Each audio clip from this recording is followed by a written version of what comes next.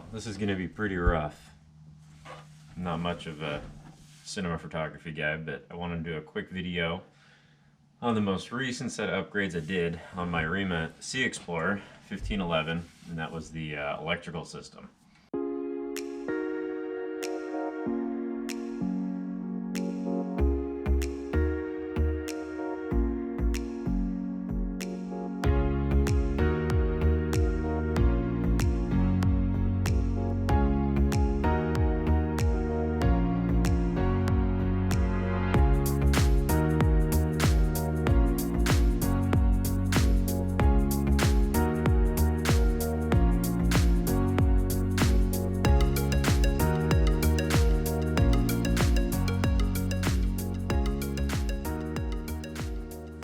I very quickly found out that I had some electrical gremlins when I would turn my steering wheel to the to port, and my VHF would immediately shut off, and then when I turned it back to starboard it would turn back on again.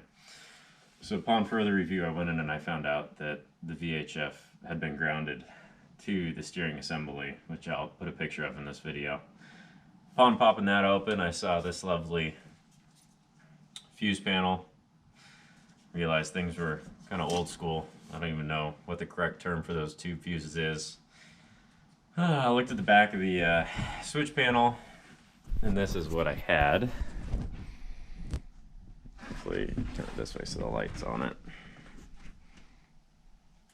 But definitely some corrosion in there and a couple of other issues. Just obviously non-marine grade wiring, and no heat shrink or any sort of moisture block, no tin coated wire interconnectors, that fancy stuff that we're using today. So I started searching around online and realized that doing a complete rewire wasn't actually that scary, and it looked pretty fun and it looked oddly satisfying. So I am going to start. We're going to go ahead and start actually at the helm. Only a 1511, not a ton of electronics. I don't have any radar. I don't have any protocols set up, anything like that. Just a simple Lowrance reveal 7-inch, and then I believe this is the Standard Horizon 1400 GPS. It is the GPS model that has the distress calling. So you'll see that there is nothing mounted at ground level because I have a 3-year-old who pushes all of the buttons. So any buttons down here will get pushed and played with, so I had to move everything up to here. First thing to install was a new switch panel.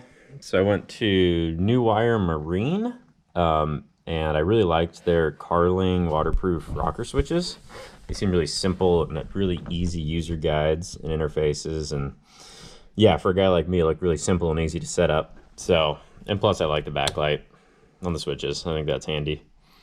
Nice and big switches, so if you're wearing, you have like gloves on your hands or anything like that, your fingers are numb. They're really nice and easy just to hit. Everything on here is what you see is what you get. I was having fun with this. There's a deployed Gatling gun switch right there. That just activates my deck lights that I installed. So we'll just run through everything really quick. So up here, horn, obviously horn. So what that is over here is just a Marine Co. mini blast horn that I installed right here on the side of the boat. The reason why it's back here is I didn't want to deal with going through the wood and the carpeting back up on the bow of the boat. And I decided just moving it back here a couple of feet wouldn't really affect too much of anything. And it'll save a big wired mess inside the cabin. So the bilge is 10 gauge wire all the way to the back. I got a Rule float switch back there, and right now all that's in there is a Rule 800 gallon. I think it's gallon per minute. No, gallon per hour. That makes more sense. Yeah, gallon per hour pump that's back there. I want to install a second one, just for safety and having that kind of backup other option in case one goes down. So auto mode just goes to the switch in the back, the float switch, and then standby is just in the middle. And then if I drop it down to the bottom, this bar will light up and it'll turn on that 800 gallon per hour pump. And I don't really want to run it without any water in there. Right here, this just runs to the wiper, just a single wiper up front. Here in the Pacific Northwest, that's extremely important. I should have followed with that. I'm in Tacoma, Washington, where it's always raining at least part of the day.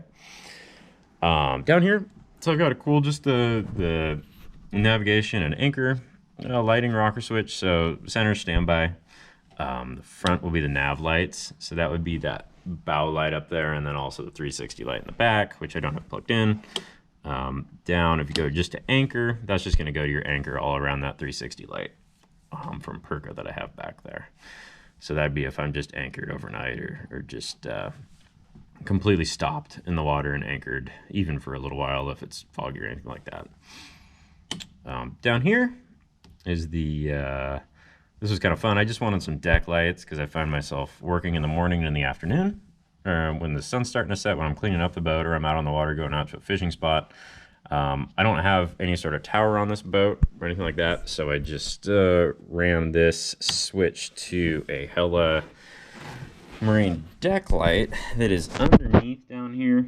And I really like this guy because it lights up the deck perfectly, but it does not shine up in my eyes at all. So it does a really good job of lighting everything up. I have a work light set up over there for the video, but that light does a lot. I'll hit the lights in a minute, show what it does in the dark. And then over here, I wanted to wire some kind of interior running light and then also a light for camping or just, you know, sitting out on the boat summer evening. So over here, I got this courtesy switch, just a single rocker there, and it lights up these Lumitech Barbados lights. So there's one right here, and then there's one right over there by the fire extinguisher. And then it lights up on the Ritchie, it lights up the LED. Actually, that's probably an incandescent. On the Ritchie compass right there. So the idea is while I'm running at night, I'm not being blinded, but I still have a little bit of illumination here if I drop my phone or drop my coffee, heaven forbid. Or obviously if I'm anchored and the boat's shut off of a beer. We're gonna run through the dome light. Here's the red. Or I'm sorry, that's just the full bore LED. Red. I mean, that's pretty cool for, I mean, under an amp draw. Lots of, I mean, it pretty much lights up the whole, I mean, I'm all the way here to the back of the boat.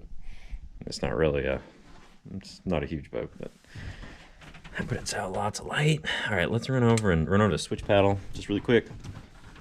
My personal favorite, the courtesy lights. These are going to be on probably the most when I'm camping or just at night running. So here is these are the Barbados lights. So just enough. Your feet, you got your feet. You see the entrance, what you're doing. You got the fire extinguisher, passenger. You can see what they're doing, and then it doesn't really, not really light in the back of the boat. Just a faint glow. Kind of helps see what you're doing. So my goal is this just shouldn't be enough to affect night vision. But it's just enough to light up your feet and see what you're doing. And then obviously we got that Ritchie right here, just telling me I'm pointing 240 degrees to the west. All right, and then we're gonna shut that off. Oh, and obviously the switches light up. You can't really read the switches, but you know they're on, so that's okay. So shut the courtesy light switch off. And then here's that deck. This is that deck light, the Hella Marine. This is definitely gonna ruin your night vision. But yeah, just completely lights up. You know, you're trying to land a fish or anything like that.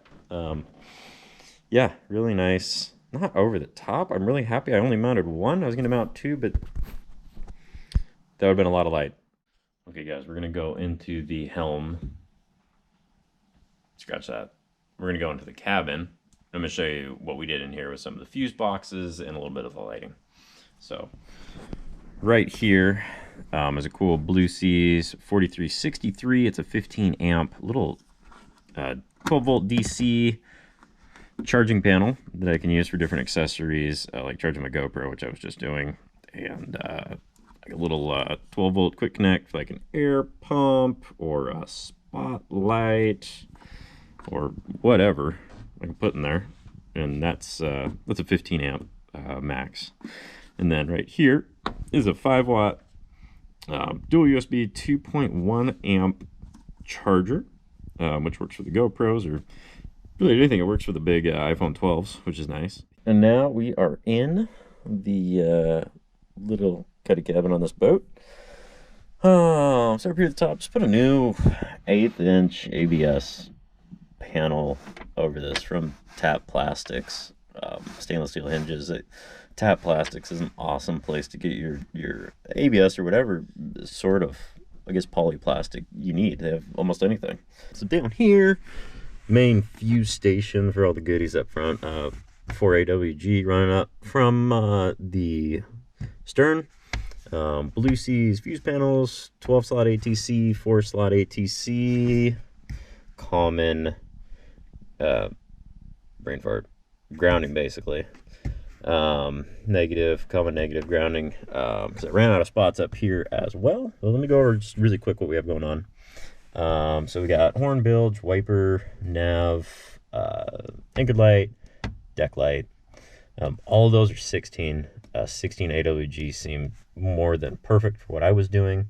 And then down here, VHF, still 16, because it's not going very far. It's just going a couple feet. Courtesy light is going to this actual little sub fuse box right here. It's kind of an interesting thing I've set up. So we're fused right here, protecting this 16 AWG wire that goes up, comes back down, or excuse me, comes down right there, comes in right there. So that's fused, and then this is also broken out to that courtesy light switch up on the dash. That's controlled here. That switch is in line on this wire. So those two Lumitech, just low, like 35 milliamp deck lights.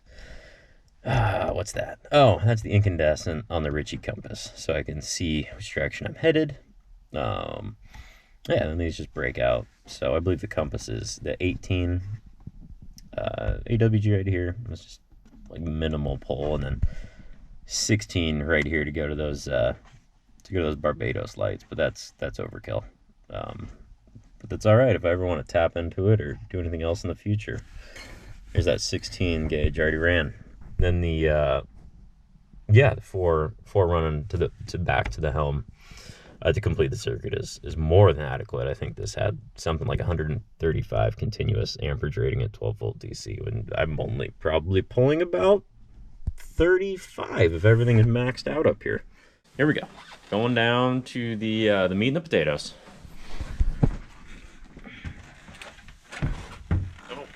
Oh, that was my knee. Okay, here we go. All right, so there's some light down there. Very simple setup. All Blue Sea products, all marine grade, everything. There is no safety hubs or anything like that down here. No ACR for me. I do have a dual battery system, but just keeping it very simple. We've got the Blue Sea. This is actually just their mini battery switch.